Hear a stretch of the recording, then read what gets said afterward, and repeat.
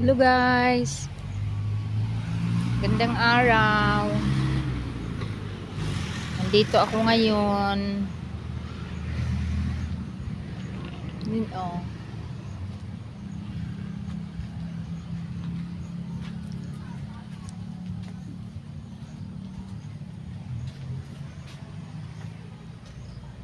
Kumusta? Wala lang, nagduyan-duyan lang ako.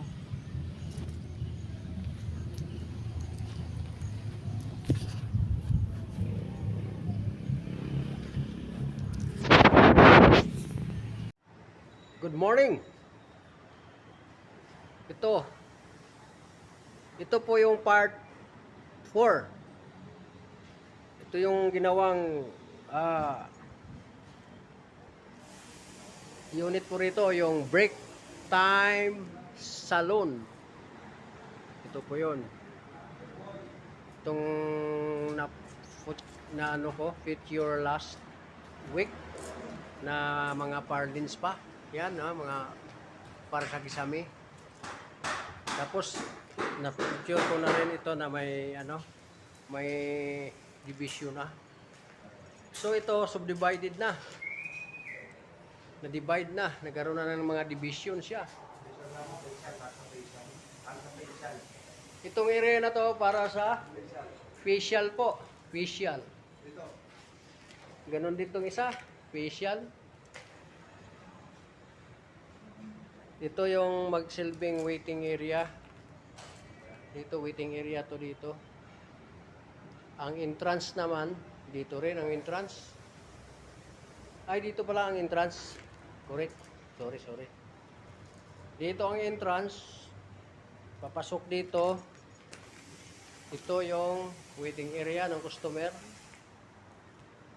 Dito yung gupit. Gugupit, magkaroon dito ng gupitan. Facial room, 2. Tama ba? Facial room, 2. Dito ang waiting area, di ba? Ito ang waiting area. Tapos entrance, papasok doon. Itong 3 upuan sa hair cutting. Now, dito naman yung papasok na tayo. Comfort room. Ito makita nyo medyo pa, pero after 3 weeks makita nyo tile na tato na tiles na to. Oy, lababo. Oh, lababo. Ha? Oh, lababo. Ayan oh, forma na. Lababo. Makita nyo after 3 weeks baka magulat kayo. Forma na to. At tagal pa ba 3 weeks? 2 weeks pala. Pinakamahaba. Ang bilis naman. So, ito po ang dati pinakita ko sa inyo. Wala pa itong mga division na to. Ito. Wala lang ako ng 5 days kasi. Ito, kikisamihan na to. Ayan. Medyo magulo pa.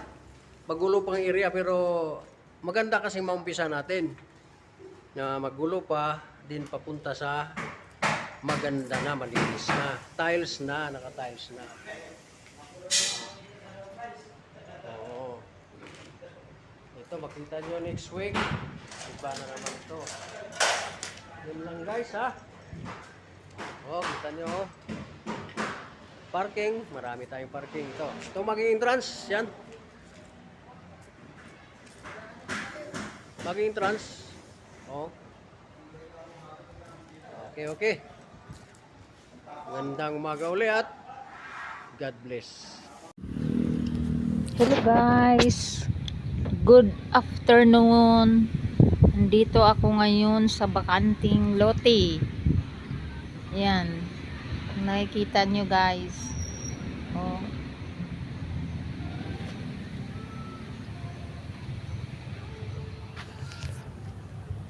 Sa bakanting lote, ang sarap siyang taniman. Sarap siyang taniman guys. Yan.